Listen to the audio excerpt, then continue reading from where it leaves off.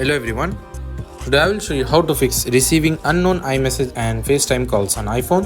So if you are receiving someone else's message and FaceTime calls, here is the fix. Go to settings, tap on Apple ID. Now from here, verify your email ID. For example, if it's not your email ID or it's not your phone number, simply sign out and sign in with your correct email ID.